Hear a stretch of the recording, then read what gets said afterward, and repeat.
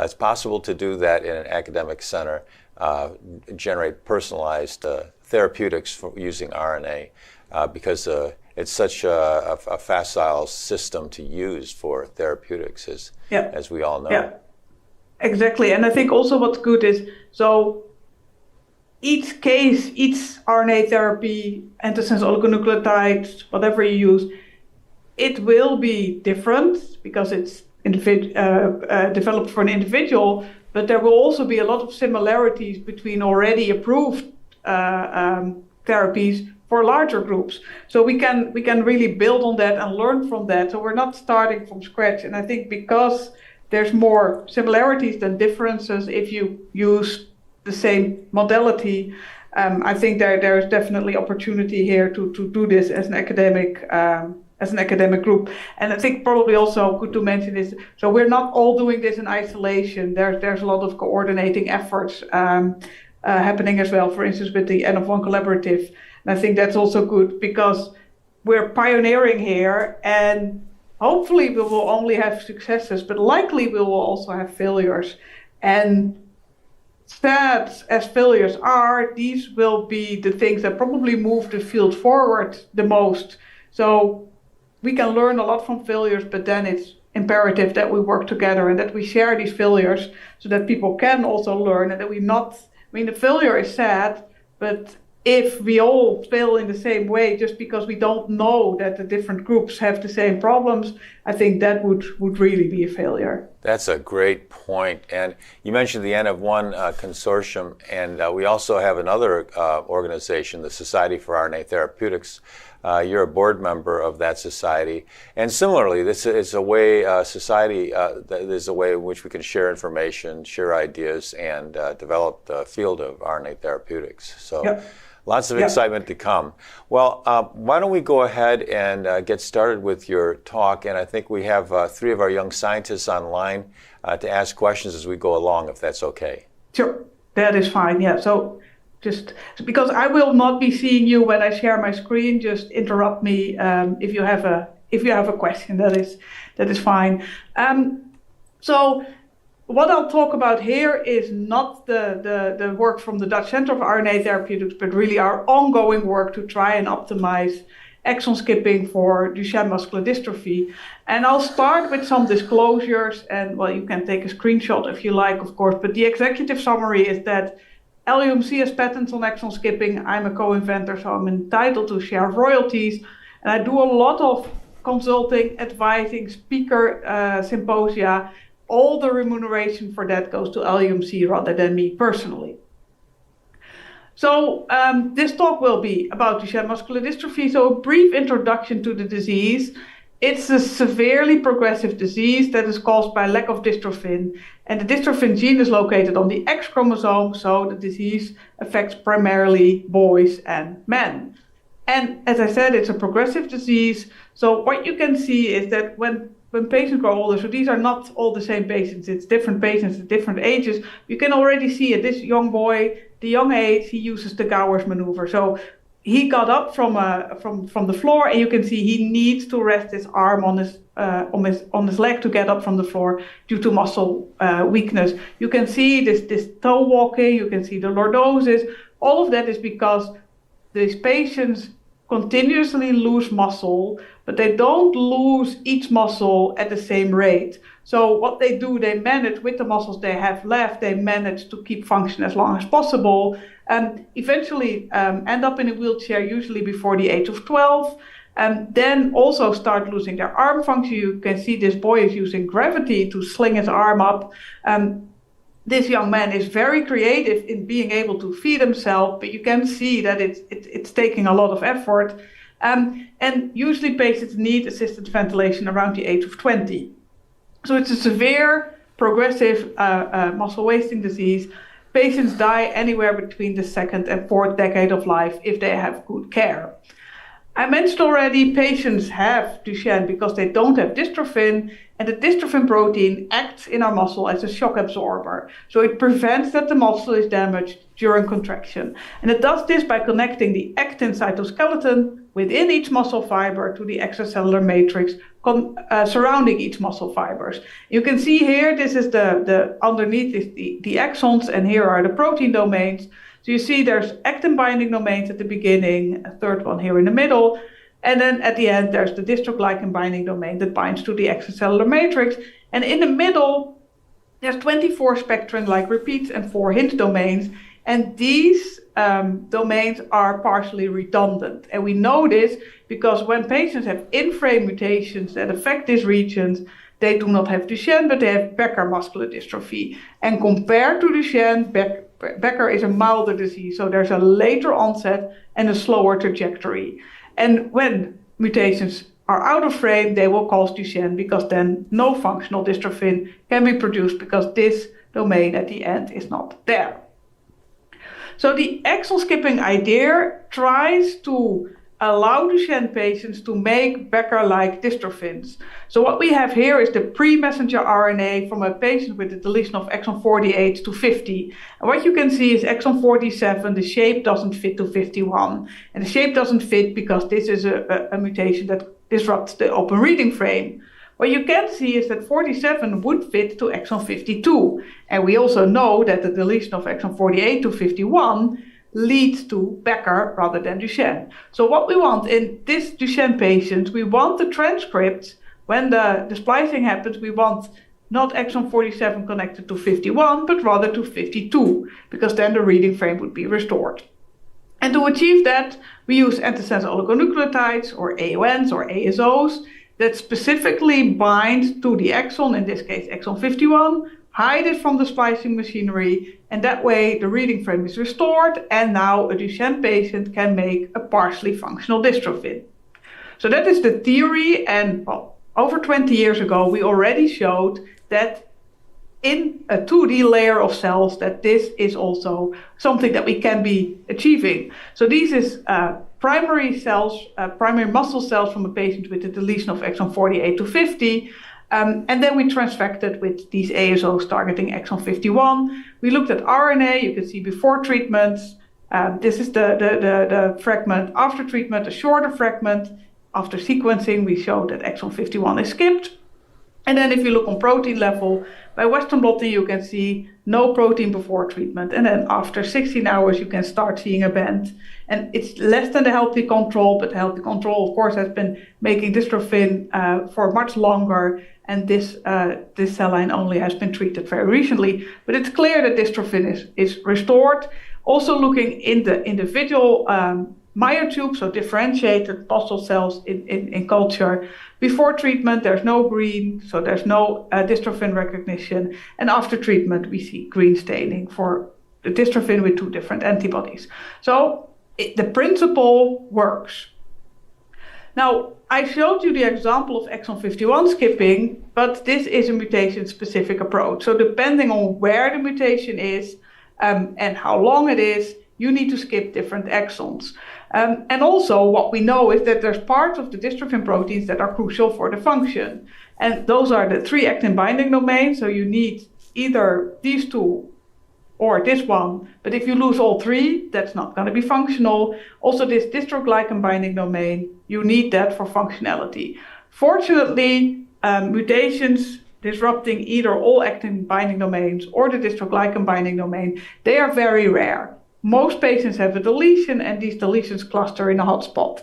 And that means that skipping certain exons applies to larger groups of patients, with the largest group being exon 51, and hence that was the example that I gave. So this would apply to 14% of patients. If you then want to also have it apply to additional patients, exon 45 skipping would give you an additional 9%, 53, an additional 8%, and so on. You can see that the percentages go down quite drastically. So it's not personalized, but it's definitely applying to subsets of patient groups that go smaller and smaller. So what I will not do is give you the summary of 20 years of hard work and efforts. I'll just jump right into where we are now. The current state of the art is that there's 4 AONs for exon skipping approved in the US and 1 in Japan and none in Europe.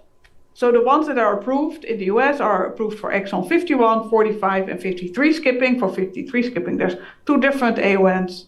And this is based only on dystrophin restoration. So what we don't know yet is whether there's any functional effect, whether this slows down disease progression. The approvals have been quite controversial because the dystrophin levels are rather low. So they're in the order of 1%.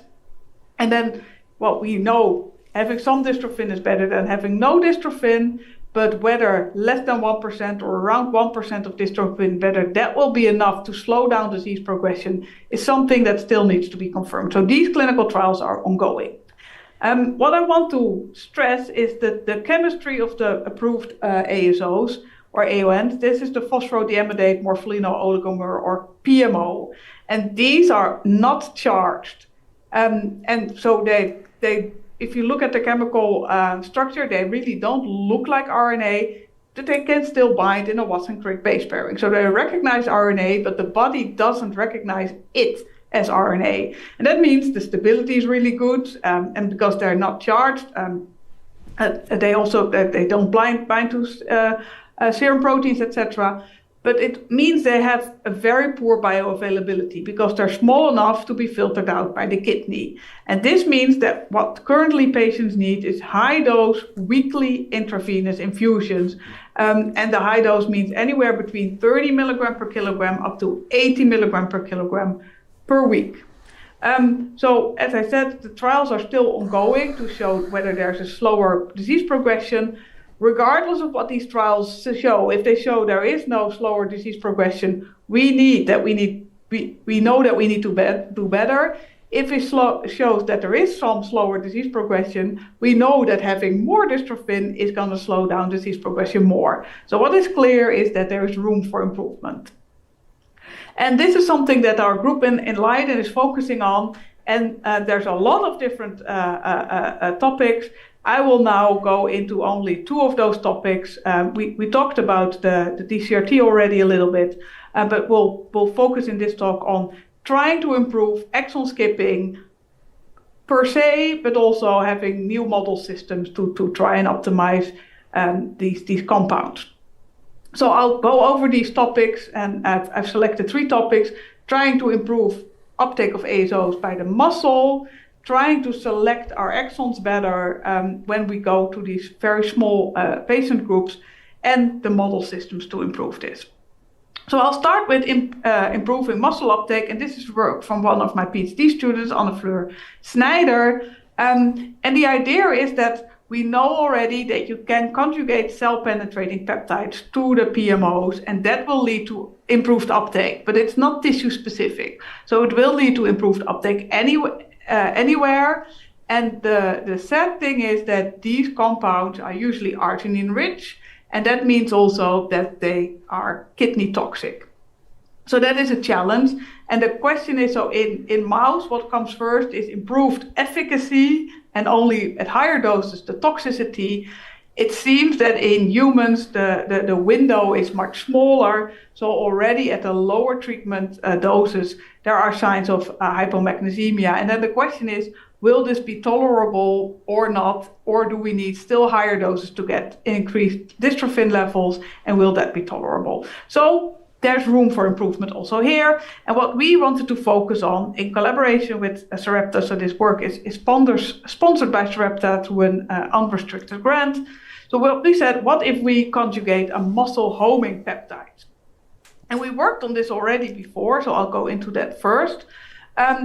When we were working on another chemistry, so this is the 2-O-methyl phosphorothioate chemistry, and this is a chemical modification where the ASO is charged, and also that has a phosphorothioate backbone, and this phosphorothioate backbone allows serum protein binding. So that means the bioavailability will be much higher because the serum protein binding prevents renal clearance. So these ASOs will be in circulation much longer than the PMOs. So what we showed was that we isolated or identified a cyclic peptide called CyPep10, and when we put a fluorescent label to this CyPep10 and we added it to myotubes, so the in vitro cultured muscle cells or cardiomyocytes cultured, you can see extremely green cells. So this peptide was taken up in vitro very well. Also, it was conjugated to a 2-methylphosphorothioate ASO in a Duchenne mouse model called MDX.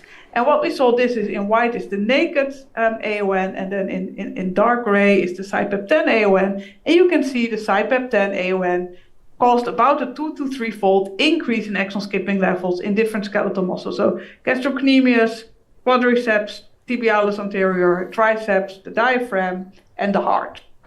So it's clear that this peptide has some muscle homing potential.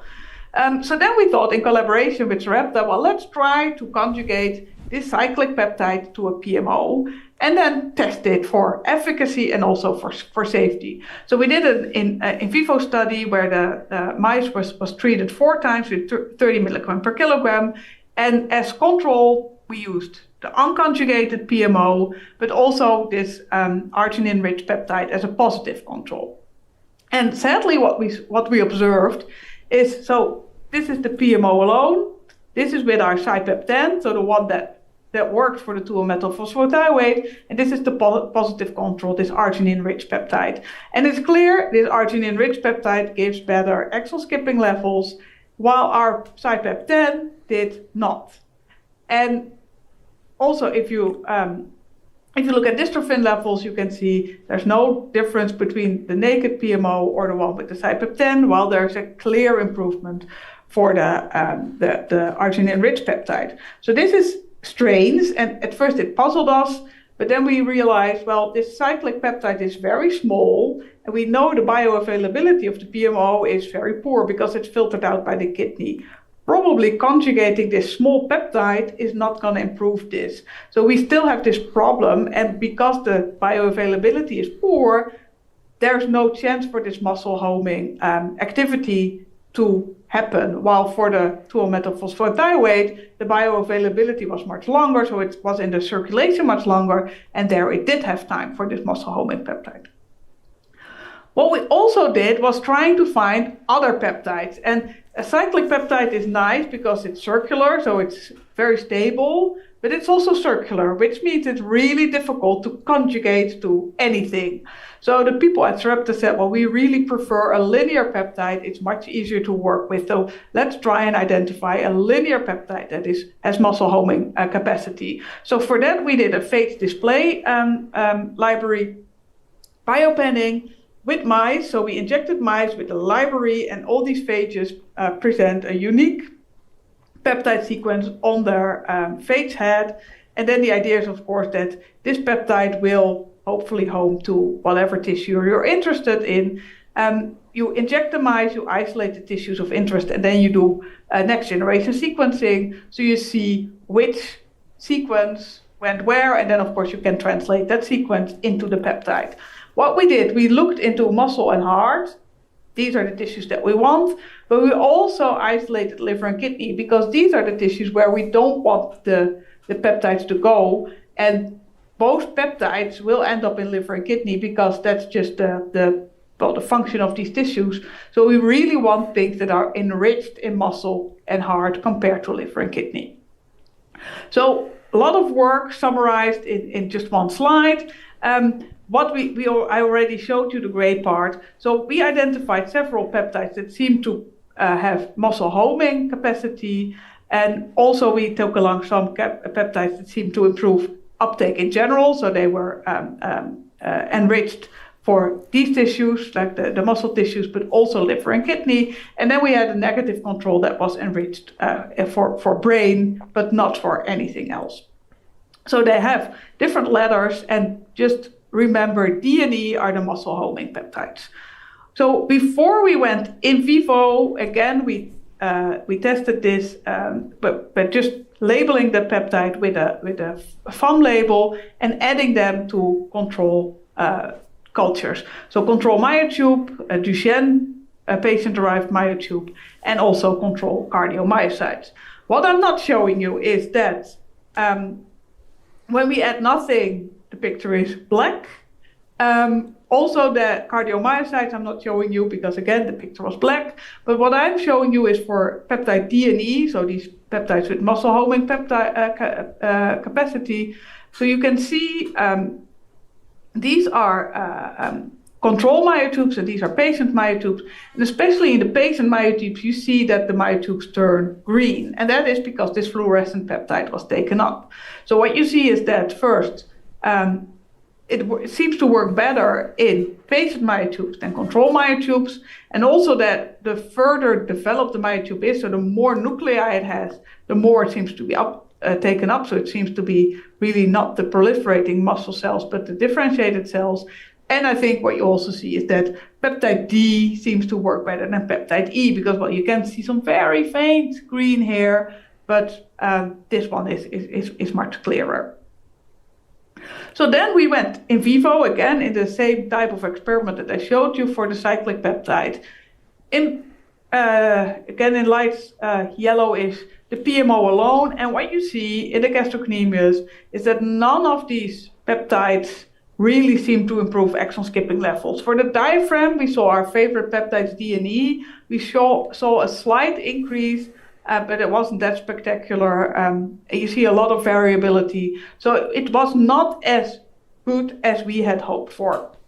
So from this, what we conclude is that the linear homing peptides seem to improve exon skipping in the diaphragm, but not in the gastrocnemius when they're conjugated to a PMO, and that the CyPep10 doesn't seem to improve exon skipping and dystrophin restoration. And what I already discussed is probably this is because the small peptide is not improving the bioavailability. And of course, when this applies to the CyPep10, it also applies to the smaller muscle homing peptide, the linear peptide D and E. So probably what we need to find a way to improve either the bioavailability of the PMO, so there's more time for the muscle homing ability, or we need to find something that has a higher muscle homing capacity so that it can overcome this quick clearance by the kidney. It also seems that the linear peptides, the more pathology the muscle has, the better they're taken up. So we know in the MDX mouse the diaphragm is more severe pathology than the gastrocnemius. What we're also speculating, so this is very simple. We have one PMO linked to one peptide, but we know that the phage has 3 peptides. So it's possible that we need to conjugate multiple peptides to really have an effect. It's possible that the linear peptides are not stable. That was a problem we didn't have with the cyclic peptides, but here it might not be stable. And I already discussed the different properties. So the 2-O-methyl phosphorothioate has a much higher bioavailability than the PMO. So that might have explained the differences between the CyPep10 ability for the both chemistries. So that was part 1. Now moving on to which exon to target, and these latter 2 topics are slightly shorter. So I show you now work from a postdoc in our group, Isabella Gazzoli. And what we thought, well, the dystrophin gene has 79 exons. We can skip the internal one, so that's 2 to 77. We know that not all of them we can skip and still have a functional dystrophin, but still we wanted to see, well, which exon is easier to skip than others. And the dystrophin gene is really a huge gene, and this is primarily because the introns are very big, but also they vary in length. So the shortest intron is 107 nucleotides, while the largest one is 248 kilonucleotides. So based on this, what we think is the splicing is probably not going to be sequential. What we know is the splicing happens when the gene is transcribed, but it's probably not the case that the first intron is spliced first and then the second and then the third, because, well, you can imagine it's much easier to splice out a 107 nucleotide intron than if it's 200,000 times or 2,000 times bigger. So we did, again, next generation sequencing analysis to look at the abundance of these introns in pre-mRNA isolated from nuclei. And this is published work, so you can look into the details. But what we saw, so what we speculated is the longer an intron is, the slower it will be spliced. So what you see here on this graph is the introns ranked by length. So this is the shortest intron and this is the largest intron. And then here we give you the coverage, and this is the coverage of the unique parts of the intron. So all the repeats, etc., were removed. And this is also the average of 3 cell lines. So it's not for 1 cell line, it's really for 3 cell lines. And we found very similar patterns. So the higher the coverage, the slower the intron is removed, because if it's removed quickly, you will not be able to sequence it, was the idea. And what you can see is that our hypothesis, longer intron means slower splicing, is not really true, because there's some smaller introns that have a high coverage and there's some longer introns that have a lower coverage. But what this did allow us was to make a map. So we have here the different exons. If they're linked together, that means that an intron is spliced out quite quickly. And if there's a black line, that means that the intron is spliced out slowly. And if there's a dotted line, then those were the ones that we couldn't really bin into one of the 2 categories. And what we speculated is that if an intron is, or if an exon is flanked by one of these black lines, so by a slowly spliced intron, it's going to be easier to skip that exon than if it's flanked by quickly spliced introns.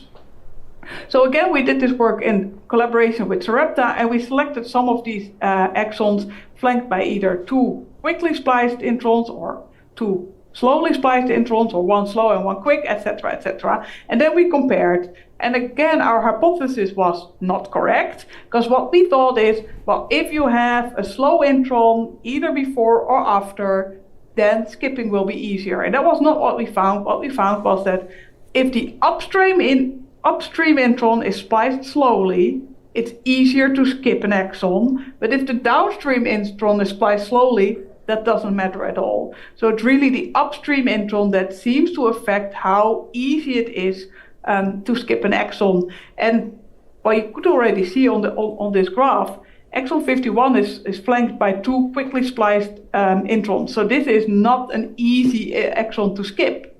However, because it's very applicable, we put in a lot of effort to try and find something. If you're looking into the smaller groups, well, then it makes sense to start with the ones where we can skip them relatively easily and start with that, and meanwhile also work on the ones where we know it's going to be more difficult to find efficient ASOs. So that was a very short intermezzo, but just to highlight that things are not as simple as they may seem. There's a lot more other things that are ongoing and that need to be considered when developing these splice modulating ASOs. Finally, something about model systems, and then mainly mouse model systems. I showed you already examples of the MDX mouse. That's the mouse model that's mostly used by the Duchenne researchers, and it needs exon 23 skipping of mouse dystrophin. So this is a spontaneous mutation in the mouse dystrophin exon 23. If you skip the exon, you bypass the mutation without disrupting the reading frame. However, these ASOs have been optimized a lot, but this applies to 0 Duchenne patients. It only applies to the MDX mouse community. So that's not really that clinically applicable, because when you want to develop something for a human, you have to now extrapolate from the mouse situation to the human situation, which of course has different pharmacokinetic properties, but you also have to extrapolate from how well this mouse exon 23 skipping ASO does to how well the human ASO will do, and how well the dystrophin without exon 23 is functional to how functional the dystrophin is when the mutation is in another region. So what we really want is a humanized mouse model. And at LUMC, we made a mouse with a human dystrophin gene, but this has the complete gene, introns and exons, so we could do exon skipping, but the mouse is not dystrophic, because this human dystrophin gene, even if we cross it in an MDX mouse, the human dystrophin will compensate for the lack of mouse dystrophin. So it's not dystrophic, which is a problem because we need the dystrophy for the biodistribution of the ASO. So what we really want is a mouse that doesn't make mouse dystrophin, and that has the human gene but also doesn't make human dystrophin because of a mutation that is similar to ones that we have in humans. So what we wanted to generate was a deletion model where exon 52 of the human gene is deleted in a mouse dystrophin negative background. And it took a lot of work to make this model because this was before CRISPR-Cas9 was a thing, and we've screened thousands and thousands of clones using homologous recombination, and we never found the right one. Or we always thought we found a deletion, but then it turned out not to be a deletion. Then with TALENs, we finally managed to make the model. And what we later discovered is that we thought that the transgene was present once integrated in the mouse genome, but we now know it's present twice in the tail-to-tail orientation. And realizing that, it of course made sense that our deletion model didn't work because, well, we deleted just one of the two copies. We deleted exon 52, but then the other one could still produce dystrophin. So because the transgene is present twice, generating additional mutations you would think is challenging. We also discovered that it's not the whole exon that's deleted, only the first 25 base pairs. However, on RNA level, this causes a 52 skip, so it is on RNA level an exon 52 deletion, and we can use this to skip exon 51 or exon 53 and look at dystrophin restoration. The model also has functional deficits, so we can use it to test human-specific therapies, and I'll just show you some examples. So first this, to confirm the duplication and the tail-to-tail orientation. So we have here a nucleus of a mouse with the HDMD gene, and what you see in green are probes hybridizing to exon 2, so you see it's present twice. So one allele, the other allele, and then we have a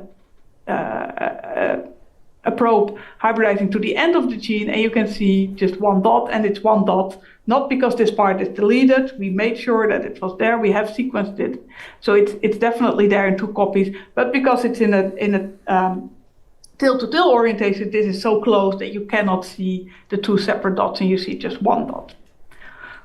So more importantly, we can use this model to screen ASOs. And this is work that we've done in collaboration with BioMarin, where they've identified a new exon 51 AON that is currently in clinical trials. So they tested and optimized this in our Humanized system.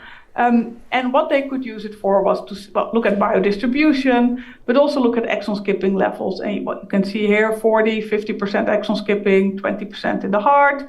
And also looking at dystrophin, 20, 30, 40% dystrophin restoration in the quadriceps and about 6% in the heart for different compounds. And of course, that's nice. But the question is, does this have a functional effect? So for this, the motorator system was used, and that's operated by Charles River, Finland. And first, what you can see is if you compare the untreated animals, so those are the blue ones, to the wild type, the red one. So red is mice with dystrophin, blue is mice without dystrophin. And you look at this overall gait score, you can see a deficit. So this is what you want it to be, and this is what the untreated mouse has. And then you see in black the treated mice. Well, at baseline, there is no difference. After 14 weeks, you can see that it starts to normalize, but it's not yet significantly different. And then after 20 weeks of treatment, you can see a significant normalization. It's not fully normal. You don't expect this because this is a partially functional dystrophin, but you can see a significant improvement on the deficit score. So I said, in theory, because this copy is present twice, it should be really difficult to make new mouse model. Fortunately, the reality is that CRISPR-Cas9 is extremely efficient. So in collaboration with our transgenesis facility and Peter Hohenstein, who's leading that, we have now generated additional mouse models with CRISPR-Cas9. And in each case, we were able to immediately delete 2 exons, so in each of the copies, except for the 53, where we deleted first 1 copy and then had to do another targeting to delete the second copy. But long story short, we have now a colony also for exon 44 deletion, exon 45 deletions, and for the 51 and the 53, the line is being established now. And why do we need all these different models? We need them to optimize different exon skipping. So the 44, we can do 43 and 45 skipping. Here we can do 44 and 46 skipping. Here we can do 42 skipping. Here we can do 50 skipping and 52 skipping. So really we need these different models to do different exon skipping experiments. And obviously this is not just for exon skipping, but also gene editing approaches can be used in this model, where you can use the human-specific antisense oligonucleotides or guide RNAs to restore dystrophin and look and develop something that you would also then use in your clinical trials. So this brings me to my last slide, which are the acknowledgement. And I mentioned the people who were involved in this work, but this is the whole group. And of course, everyone is always involved in some way. And I also mentioned in this work that we collaborated with Sarepta and got funding from them. But throughout the years, we've had a lot of funding from other different groups as well. And then with that, I will stop sharing. And of course, I'm happy to answer questions if people have questions about this talk. Thank you, Annemieke, for a great talk. We're going to let the students ask you a few questions in just a moment. But I was wondering, are you actively treating patients at your hospital? Are you affiliated with the hospital there? Tell us a little bit about that process. Yeah.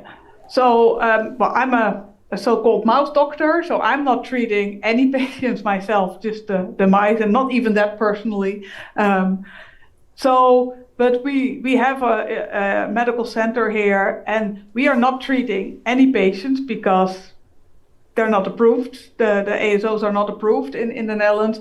But there's clinical trials happening for different compounds. So there's these confirmatory studies to show that what is approved in the US, that there's a functional effect. So those things are tested. Sorry. But also next generation's compounds are being tested in clinical trials. So there's clinical trials happening here. And in that way, patients are treated, but they're not treated commercially because it's not yet marketed in the Netherlands. Thank you. Okay, I think we'll let our students ask a few questions. Go ahead. Martin? Hi.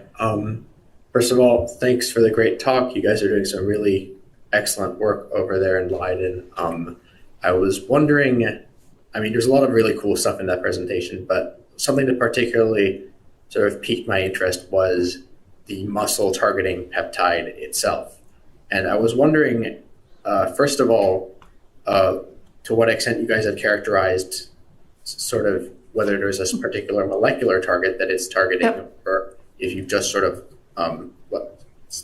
noticed that it targets muscles in general and sort of left it at that. And then the other thing sort of related to that was, have you guys thought of using it as a targeting moiety for other diseases, such as other muscular dystrophies or other muscular targeting therapies? I'd be interested to hear something about that. Yeah. So starting with the second question, because the answer there's is easy. We've not yet tried for other model systems, so for other muscular dystrophies or other muscle diseases. So we've not yet done that. And of course, we've tried to identify how does this work? How does this muscle homing work? What does it bind? And I think especially for the CyPEP10, because well, we are familiar with that one for a little bit longer. We've looked like, if we look at this peptide and we compare it to ligands that we know bind to muscle receptors, can we see overlap? No, there's no obvious overlap. But of course, what we've not been able to do is to see, well, which peptides that look a lot like this peptide would it bind to? So that's work that we've not yet been doing. It's work that we're interested in and we're also trying to pursue. But well, we did the obvious and didn't get anything there. But we're working on trying to elucidate what it binds to. of course, the really obvious things like transferrin receptors, those things, well, we've carefully looked there, and it doesn't seem to bind that. But again, this is a 7-mer peptide with just these nucleic or amino acids. It's possible that if you do very small permutations, that suddenly it does make sense. But then there's so much variability that we've not been able to look into that in detail. Very cool. Thank you. Hi, thank you for such a wonderful talk. I was wondering what you thought the potential of using gene editing is to treat dystrophin muscular dystrophy would be. Yeah, so I think that would be a talk in and of itself. So I think the potential and the opportunity in theory are there, but there's challenges, and that is how to deliver the gene editing tools to skeletal muscle, because it's a highly abundant tissue, so 30 to 40% of your body. It's dispersed over hundreds of different muscles.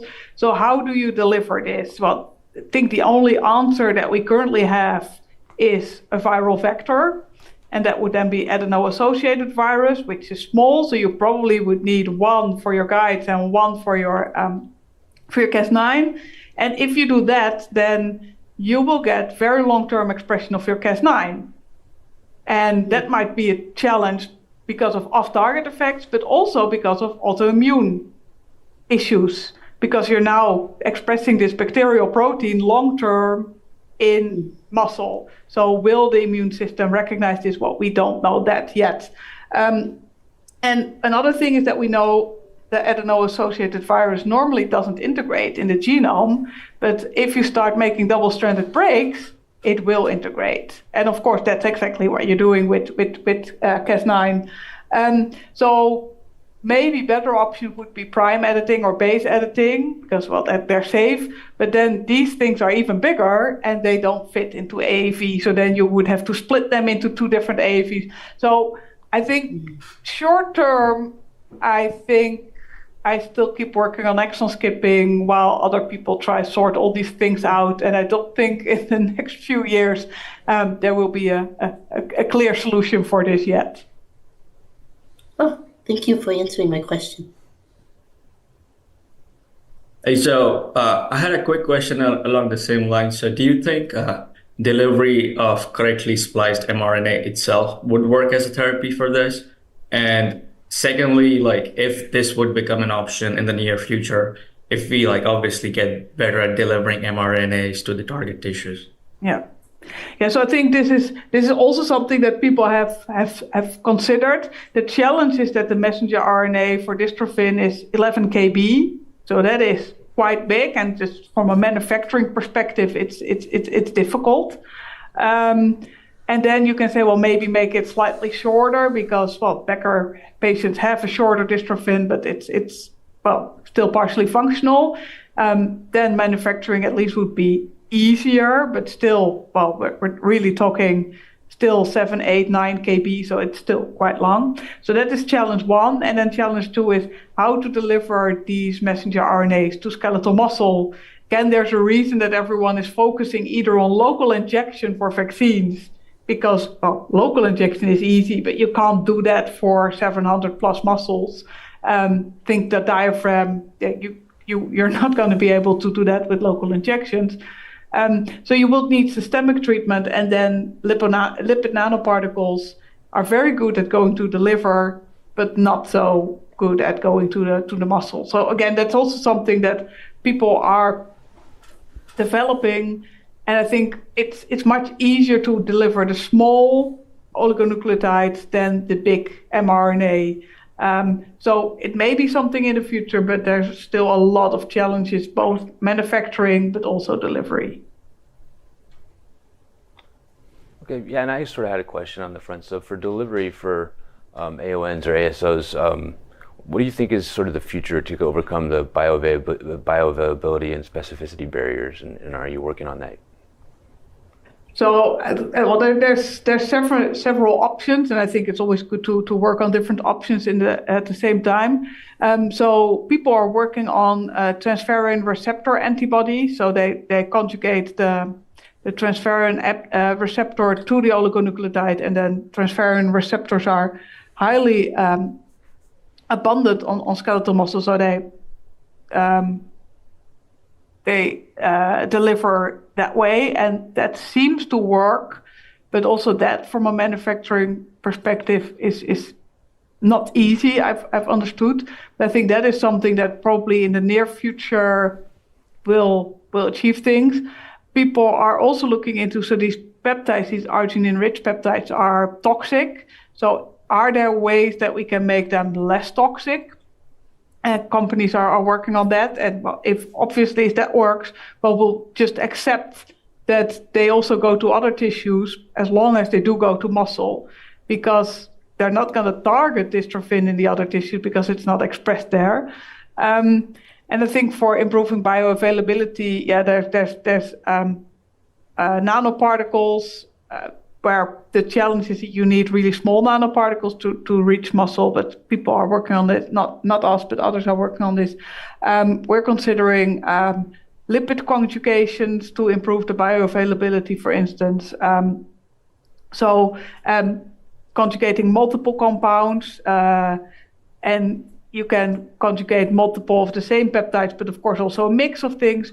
So there's really lots of different ways that you can work with this. Even the linker conjugating the peptide to the oligo, even that can influence the efficacy. So there's lots of different things that we can try and are trying. And finally, so this is all the PMO, but there's also the charged oligonucleotides that, well, they were more or less put on hold for a while because of safety issues.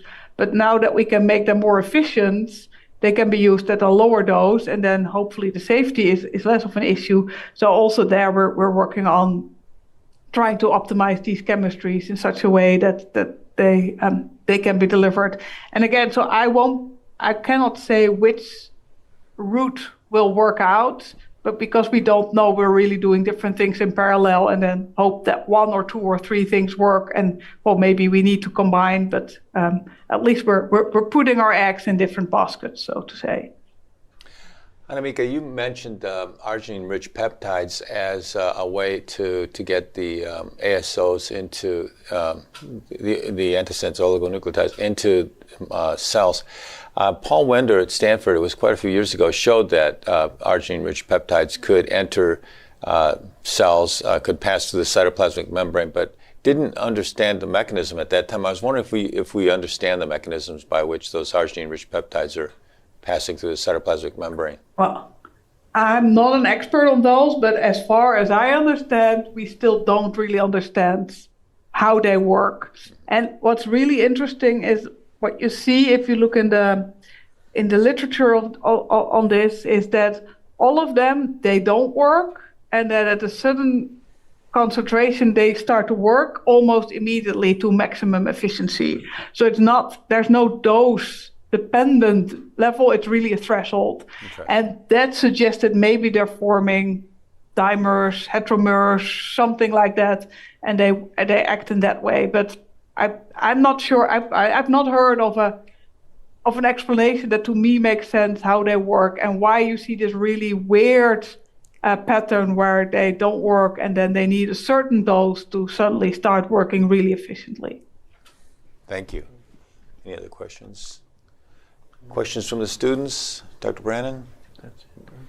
Well, that was just wonderful, Annemieke. Thank you so much for joining us today to talk about your wonderful work, and congratulations on your success so far, and we're hoping to see even more in the future. Thanks so much.